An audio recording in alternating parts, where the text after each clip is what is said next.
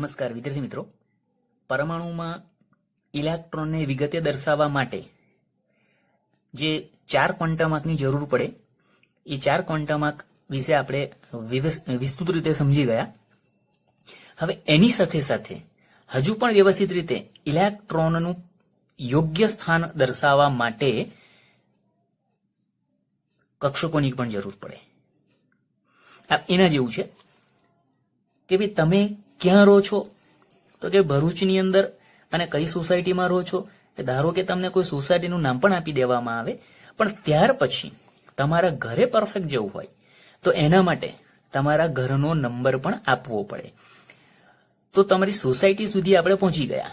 હવે તમારા ઘરનો નંબર પણ નક્કી કરવાનો છે તો તમને શોધી શકાય.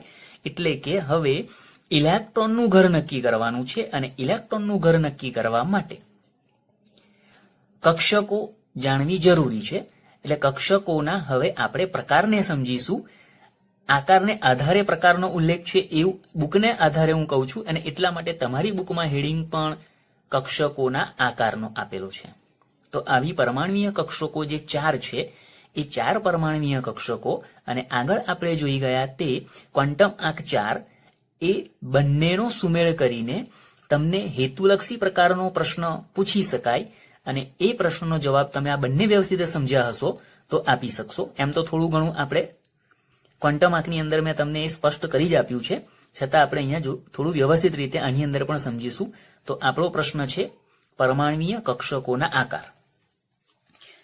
આગળ આપણે વાત થઈ ગઈ છે કે ભાઈ શ્રોડિંજર નામના વૈજ્ઞાનિકે એક સમીકરણ રજૂ કર્યું, અને એ જે સમીકરણ છે એને શ્રોડિંજર સમીકરણ કહેવાય. કારક H psi બરાબર E psi, જેમાં H અને E શું છે એ આપણે ત્યાં વાત કરેલી. અહીંયા આપણે psi ની વાત કરીએ. psi જે છે એ psi એ કક્ષકીય તરંગ વિધેય છે. એનો કોઈ ભૌતિક અર્થ થતો નથી. તે માત્ર ઇલેક્ટ્રોનના નિર્દેશાંકોનું સાદું ગણિતીય, જે તમારે સમીકરણને આધારે અહીંયા રજૂ કરેલું છે. અને આ જે psi છે એ psi નું psi² નું મૂલ્ય જે છે એ psi² નું મૂલ્ય પરમાણુમાં કેન્દ્રની આસપાસ ઇલેક્ટ્રોન મળવાની મહત્તમ સંભાવના દર્શાવતો વિસ્તાર રજૂ કરે, જેને અહીંયા તમારી બુકમાં કેન્દ્રની આસપાસ ઇલેક્ટ્રોનની સંભાવ્યતા ઘનતા દર્શાવે છે. તો psi પરથી psi² પર જઈએ. સાથે સાથે બીજી એક સંજ્ઞા સ્મોલ r. સ્મોલ r એટલે ઇલેક્ટ્રોનનું પરમાણુના કેન્દ્રથી અંતર થાય. તો મેક્સ બોર્ન નામના વૈજ્ઞાનિકે psi² વિરુદ્ધ r ના આલેખ પરથી 1s અને 2s કક્ષકો માટેનો અભ્યાસ કર્યો. આલેખને આધારે જ રજૂ કરેલું છે, અને એ આધારે એણે આ s કક્ષકો કેવા પ્રકારની હોઈ શકે એની એણે ધારણા રજૂ કરેલી. તો એ જે આલેખ છે એ આલેખમાં આપણે પહેલા 1s કક્ષક માટેની વાત કરીએ. તો 1s કક્ષક માટેનો જે આલેખ છે psi² વિરુદ્ધ r નો, આલેખમાં તમને લાલ રંગની જે રેખા આપી છે તે તમે જુઓ તો તમને ખ્યાલ આવે કે psi² નું મૂલ્ય તમારું મહત્તમ છે ત્યારે r નું મૂલ્ય છે 0 છે. એટલે એનો મતલબ કે જ્યારે તમારો ઇલેક્ટ્રોન કેન્દ્રથી ખૂબ જ નજીક છે ત્યારે psi² નું મૂલ્ય એટલે કે ઇલેક્ટ્રોન મળવાની સંભાવના મહત્તમ દર્શાવે છે. જેમ જેમ તમારા r નું મૂલ્ય વધતું જાય એટલે કે ઇલેક્ટ્રોન કેન્દ્રથી દૂર જતો જાય તેમ તેમ ઇલેક્ટ્રોન મળવાની સંભાવના તમારી ઘટતી જાય છે, અને અંતે તે શૂન્ય થાય છે. આલેખ પરથી આ સમજી શકાય એવું છે. તો એ આધારે અહીંયા વાક્યમાં એ જ વસ્તુ આપી છે તમને કે 1s કક્ષક માટે ઇલેક્ટ્રોનની સંભાવ્યતા ઘનતા કેન્દ્ર પર સૌથી વધુ છે, 0 ની નજીક વધારે છે એટલા માટે. અને જેમ દૂર જઈએ તેમ તીવ્ર રૂપે ઘટે છે, ઝડપથી ઘટીને શૂન્ય થઈ જાય છે. તો એને આધારે 1s કક્ષક તમારી છે એ કેવી હોઈ શકે, તો એની વાત અહીંયા તમને માત્ર આકૃતિ આપી છે. આપણે પછી આગળ સ્પષ્ટ કરીએ કે આ કેમ આ ગોળાકાર દર્શાવ્યો છે, એની વાત આપણે આગળ દર્શાવી. એ રીતે 2s કક્ષકનો આલેખ છે એ psi² વિરુદ્ધ r નો જ છે.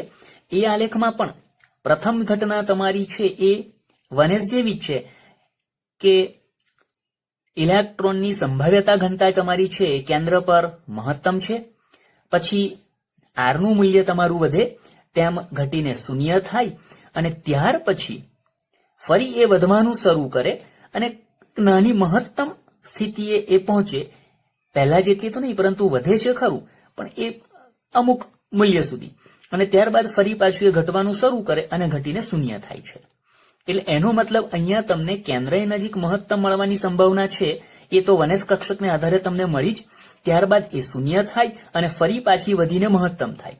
તો આ આધારે તમને અહીંયા 2s કક્ષક માટે સાઈ સ્ક્વેર વિરુદ્ધ આરના મૂલ્યની અંદર તમને એક વચ્ચે વધારાનો આ પ્રમાણેનો વક્ર મળ્યો. ધારો કે હવે 2s ને બદલે 3s કક્ષક લેવામાં આવે તો 3s કક્ષકમાં તમને આ આલેખમાં આટલું વધારાનું આ પ્રમાણેનો થયા પછી બીજો એક અહીં તમને આ પ્રમાણેનો કર્વ જોવા મળશે. એટલે એનો મતલબ એવો થાય કે 3s કક્ષક માટે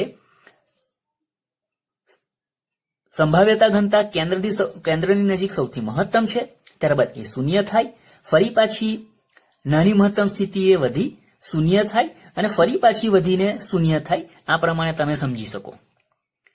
તો અહીંયા હવે આલેખ પરથી આ બે આલેખ જે મળ્યા એ આલેખ પરથી કેન્દ્રની આસપાસ જે મૂલ્ય તમારું 0 છે અને ત્યાં તમને ઇલેક્ટ્રોન મળવાની સંભાવના મહત્તમ દર્શાવી છે એ આધારે સાઈ સ્ક્વેરનું મૂલ્ય જે ઇલેક્ટ્રોનની સંભાવ્યતા ઘનતા રજૂ કરે છે એ 100% તો નથી દર્શાવી પરંતુ 90% મહત્તમ મળવાની સંભાવના 90% જેટલી દર્શાવેલી છે. તો એ ઘનતા તમારી 90% જેટલી છે અને તે કેન્દ્રની આસપાસના બધા જ વિસ્તારમાં રહેલી હોવાથી, કારણ કે અહીંયા જુઓ આ જે તમને કાળા ટપકા દેખાડ્યા છે એનો મતલબ છે કે આ કેન્દ્ર છે અને કેન્દ્રની આસપાસ બધા જ વિસ્તારમાં બધા જ ચારે બાજુએ તે મળવાની સંભાવના એક સમાન મહત્તમ દર્શાવેલી છે. એવી જ રીતે 2s કક્ષક માટે ગણીએ તો આ તમારું કેન્દ્ર છે, એની આસપાસ મહત્તમ દર્શાયા પછી વચ્ચે તમારો વ્હાઇટ પટ્ટો દેખાયો છે, ત્યાં શૂન્ય થઈ અને ફરી મહત્તમ થઈ. તો આ વનેસ કક્ષક માટે કેન્દ્રની આસપાસ ઇલેક્ટ્રોન મળવાની સંભાવના દર્શાવતો વિસ્તાર જે ચારે બાજુ સમાન રીતે એક સરખો જ જોવા મળે છે અને એ વિસ્તારને જોડતી એક કાલ્પનિક રેખા તમે દોરો તો એ તમને ગોળાકાર મળે છે અને આ ગોળાકાર રેખા પરથી એસ કક્ષકનો આકાર નક્કી થયો અને એ ગોળાકાર એનો આકાર છે એવું સ્પષ્ટ થયું. અને આ ઉપરથી જો વનેસ કક્ષક માટે 2s કક્ષક માટે ગોળ છે તો મેં તમને 3s માટે પણ કહ્યું કે આમાં તમને 2 મળે એટલે હજુ એક વચ્ચે વ્હાઇટ પટ્ટો અને ત્યારબાદ તમને મળવાની સંભાવના વાળો મળે, એ પણ ગોળ જ થવાનો છે.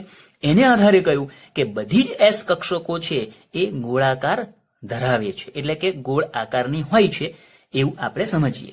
આ માત્ર એસ કક્ષક કેવી રીતે એનો આકાર સ્પષ્ટ થયો અને 1s અને 2s માં શું ફેર છે એ તમને સમજાવ્યું છે.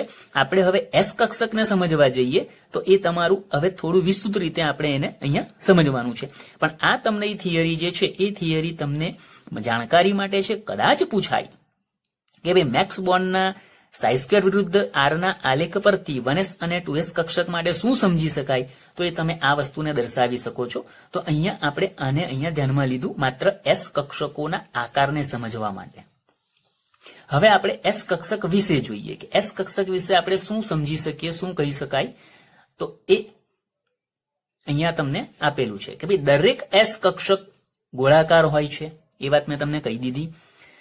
એસ કક્ષક n બરાબર 1 થી આગળના દરેક ઉર્જા સ્તરમાં આવેલી છે. આપણે વાત થઈ ગઈ કે કેન્દ્રની આસપાસના વિસ્તારમાં વનેસ કક્ષક માટે તો પહેલી તમારી સૌથી નજીકનો ઉર્જા સ્તર n બરાબર 1 મુખ્ય ક્વોન્ટમ n બરાબર 1 થી શરૂ થાય અને એની અંદર ઇલેક્ટ્રોન મળવાની મહત્તમ સંભાવના પ્રાપ્ત થઈ છે એટલે વનેસ કક્ષક તમારી થઈ. તો n બરાબર 1 થી પછી તમે આગળ જાઓ 2s 3s 4s આ પ્રમાણે તમે દર્શાવી શકો છો.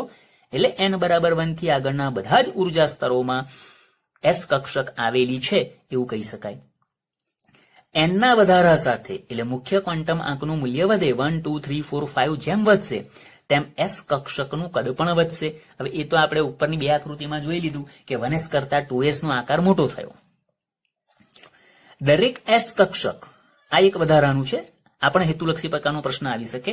n-1 નોડ અથવા નોડલ સપાટી નોડલ પ્લેનેટ પણ કહેવાય ધરાવે છે. નોડ એટલે શું? જેવી રીતે સાઈ સ્ક્વેરનું મૂલ્ય પરમાણુના કેન્દ્રની આસપાસ ઇલેક્ટ્રોન મળવાની મહત્તમ સંભાવના દર્શાવે છે, જેને આપણે સંભાવ્યતા ઘનતા શબ્દ વાપર્યો છે, મહત્તમ. તેને આપણે સાઈ સ્ક્વેરના મૂલ્ય દ્વારા રજૂ કરીએ છીએ અને એ જ તમારી કક્ષકને દર્શાવે છે. કક્ષકની વ્યાખ્યા જોઈએ તો એ જ આવશે. આપણે આગળ ભેદ જોવાના છે, એમાં તમને સ્પષ્ટ થશે.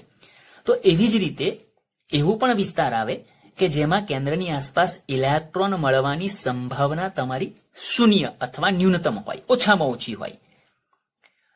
તો પરમાણુના કેન્દ્રની આસપાસ ઇલેક્ટ્રોન મળવાની શૂન્ય સંભાવના દર્શાવતો જે વિસ્તાર છે એને આપણે નોડ કહીશું અથવા નોડલ સપાટી કહીશું. તો એ આધારે દરેક એસ કક્ષક n-1 નોડ ધરાવે છે. 1s કક્ષક કેન્દ્રથી આસપાસ નજીકના વિસ્તારમાં બધી જ જગ્યાએ મળવાની સંભાવના મહત્તમ દર્શાવે એટલે એના માટે નોડની સપાટી શૂન્ય થઈ જાય, કારણ કે કેન્દ્ર પછી પહેલી જ એ આવે છે. એટલે પણ 2s કક્ષક માટે જઈએ તો આપણે આલેખ પણ જોયો. અહીં પણ તમારો આલેખ છે, જેમાં તમે અહીંયા શૂન્ય આવ્યું, ત્યારબાદ વધી અને ફરી શૂન્ય થાય. તો આ જે ભાગ છે જ્યાં તમને શૂન્ય ઇલેક્ટ્રોન મળવાની સંભાવના મળી, એટલે એનો મતલબ આ તમારો 2s કક્ષક માટેનો નોડ થયો. તો એવી રીતે દરેક એસ કક્ષક છે, એટલે જુદા જુદા ઉર્જા સ્તરવાળી, એની અંદર n-1 તમે નોડ મેળવી શકો છો. 3s કક્ષક માટે જઈએ તો 3s કક્ષકમાં તમારે એક ઓછો ગણવા, ટૂંકમાં તમારા n નું મૂલ્ય જે છે એના કરતા એક ઓછું ગણવાનું. એટલે એ આધારે જુઓ, n બરાબર 1 એટલે l નું મૂલ્ય 0. l નું મૂલ્ય 0 હોય તો જ s કક્ષક આવે, એટલે 1s કક્ષક માટે નોડ 0.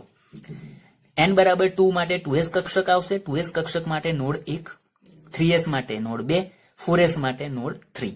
આ હેતુલક્ષી પ્રકારનો પ્રશ્ન થઈ ગયો તમારો. દરેક એસ કક્ષક માટે l બરાબર 0 હોવાથી હવે આપણે એના પેટા પ્રકાર, આ તમારો મુદ્દો છે એસ કક્ષક વિશેનો.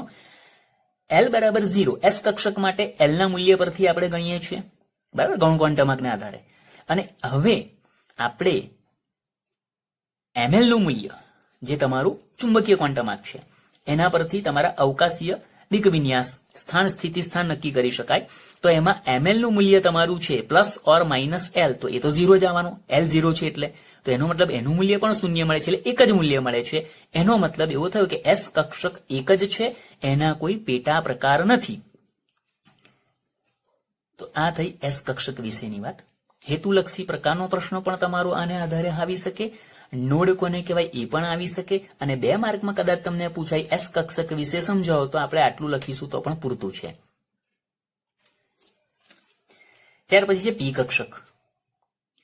તો પી કક્ષક જે છે એ તમારી એસ કક્ષક જેવી ગોળાકાર નથી. પી કક્ષક 2 ભાગ ધરાવે છે, અને આ 2 ભાગ જે છે એ ભાગને પિંડક શબ્દ વાપર્યો છે. અને આવા 2 પિંડક કેન્દ્રમાંથી પસાર થતા સમતલની બંને બાજુએ હોય છે. ધારો કે આ આકૃતિ તમે જુઓ, તો આ આકૃતિ તમારી છે, એમાં એક્સ વાય ઝેડ અક્ષ છે. એમાંથી આપણે ધારો કે અત્યારે એક્સ અક્ષને ધ્યાનમાં લઈએ તો એક્સ અક્ષ જે છે એના ડાબી અને જમણી બાજુ આ તમારા જે 2 પિંડક દર્શાવેલા છે એકબીજાને સ્પર્શેલા છે. તો એ કેન્દ્રમાંથી પસાર થતા સમતલની બંને બાજુએ હોય છે. એટલે આપણે આમાં અત્યારે આને ગણીએ છીએ તો એના કેન્દ્રમાંથી પસાર થતો સમતલ છે અને એની બંને બાજુએ તમને આપેલો છે, અથવા એના કેન્દ્રમાંથી આ રીતે ગણો તો એની બંને બાજુએ થાય. ટૂંકમાં અહીંયા આપણે આ પિંડક તમારો છે એમાંથી પસાર થતી રેખાની બંને બાજુએ ગણીએ તો આ તમારી ઝેડ અક્ષની બંને બાજુએ થયો.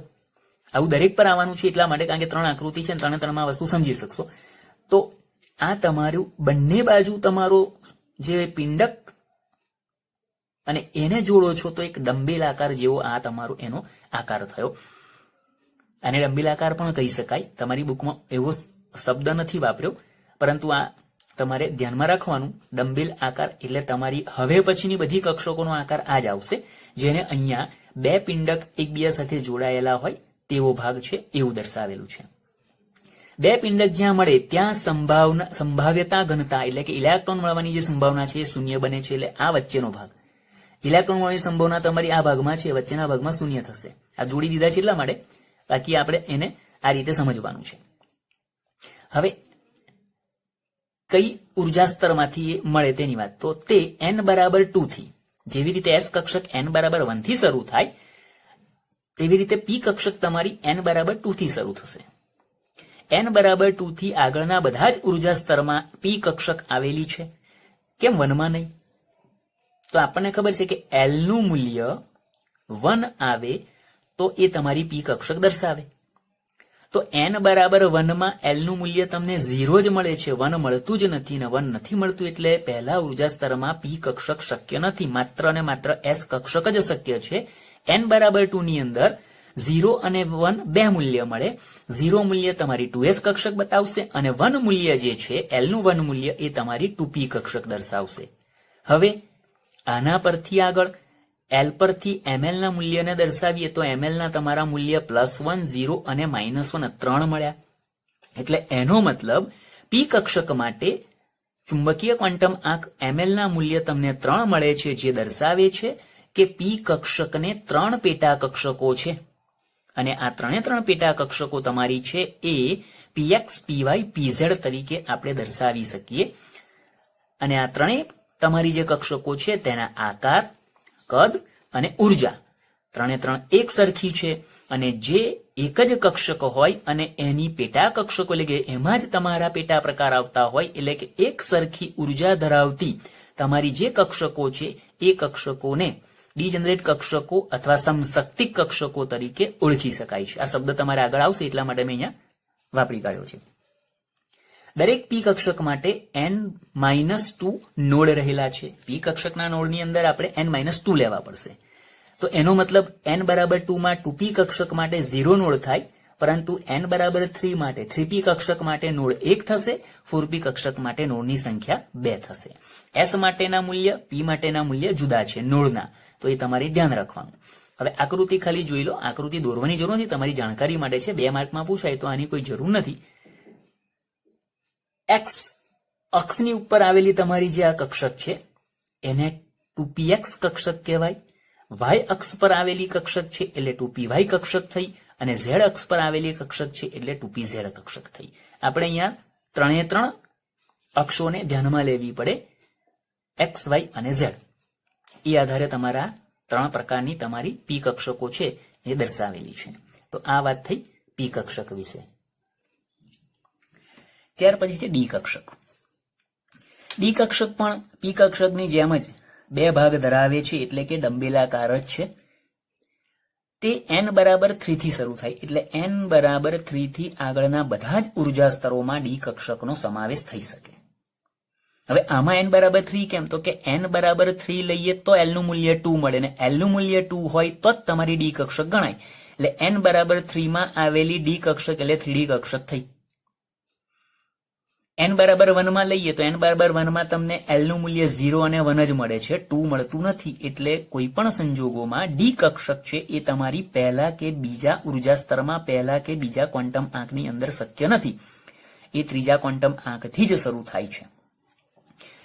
3D L નું મૂલ્ય 2 છે અને L નું મૂલ્ય 2 હોય તો ચુંબકીય ક્વોન્ટમ આંક ml નું મૂલ્ય તમારું +2, +1, 0, -1, -2 5 મૂલ્ય મળે છે. ડી કક્ષકના ચુંબકીય ક્વોન્ટમ આંકના 5 મૂલ્યો દર્શાવે છે કે ડી કક્ષકને 5 પેટા કક્ષકો છે એટલે કે એના 5 પ્રકાર છે અને આ 5 પ્રકાર તમારા છે એ અહીંયા આકૃતિમાં દર્શાવેલા છે. આ પણ તમારી જાણકારી માટે જ આપણે સમજવાના છે. 5 કક્ષકોની ઉર્જા, આકાર અને કદ સમાન છે, સરખા છે, એટલે આ બધી તમારી સમશક્તિ કક્ષકો થઈ.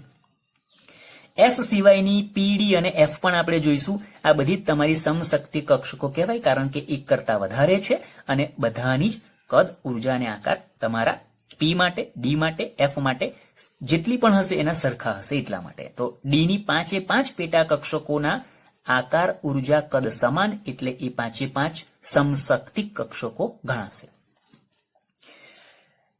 હવે એના પ્રકાર કેવી રીતે ગણવાના? તો અહીંયા તમારે જે 3 અક્ષો છે એ અક્ષોની ઉપર અને 2 અક્ષોની વચ્ચે આ કક્ષકો આવેલી છે અને એ આધારે નામ આપેલા છે.